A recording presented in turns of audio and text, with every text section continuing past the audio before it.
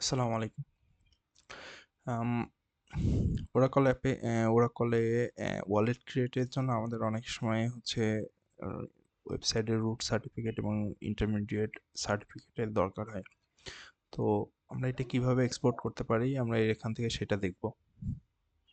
So আপনি ফার্স্টে যে ওয়েবসাইটের সার্টিফিকেট এক্সপোর্ট করতে যাচ্ছেন সেই ওয়েবসাইটে আসবেন। যেমন আমি এসএসএল ওয়্যারলেসের এটা এক্সপোর্ট করব। সেখান থেকে এই ওয়েবসাইট ইনফরমেশনের এই বাটনটাতে ক্লিক করবেন। করলে এখান থেকে কানেকশন সিকিউর এখানে আসবেন। এখান থেকে সার্টিফিকেশনের ভ্যালিডের পাশে যে বাটনটা দেখতে পাচ্ছেন এখানে ক্লিক করবেন। ক্লিক করলে আপনাদের কাছে এরকম একটা উইন্ডো আসবে। সো আমি ক্রোমে এটা করতেছি, ম্যাক্সিমাম ব্রাউজারে এমনই আসবে। তো জেনারেলের পাশে ডিটেলস নামে যে অপশনটা আছে এখানে আসবেন। এখান থেকে ৩ টা অপশন দেখতে পারবেন সার্টিফিকেশন আর হায়ারার্কির মধ্যে।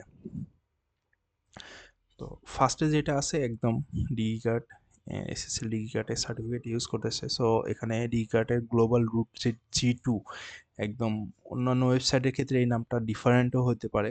সো আপনারা যেটা করুন একদম ফার্স্টে যেটা আছে এটা হচ্ছে এর রুট সার্টিফিকেট এবং সেকেন্ডে এর নিচেই যেটা আছে এটা হচ্ছে ইন্টারমিডিয়েট সার্টিফিকেট। তো ফার্স্টে রুটে ক্লিক করে এক্সপোর্ট করে নেবেন। সো যেখানে রাখতে যাচ্ছেন সেই ফোল্ডার সিলেক্ট করে একটা নাম দিয়ে দিবেন এবং ফাইলের এক্সটেনশনটা হচ্ছে সিআরটিতে রাখবেন। সো এটা জাস্ট দিয়ে সেভ দিয়ে দিবেন। যদি আমি একটা নাম দেই এসএসএল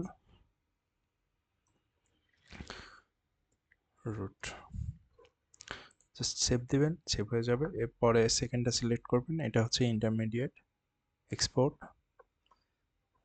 এখান থেকে নাম দিবেন, এটাও সিআরটিতে রাখবেন SSL int means intermediate. So save দিলে সেভ হয়ে যাবে। পরবর্তীতে আপনার এই ইন্টারমিডিয়েট এবং রুট সার্টিফিকেট দিয়ে হচ্ছে ওয়ালেট ক্রিয়েট করতে পারবেন। ধন্যবাদ সবাইকে সাথে থাকার জন্য।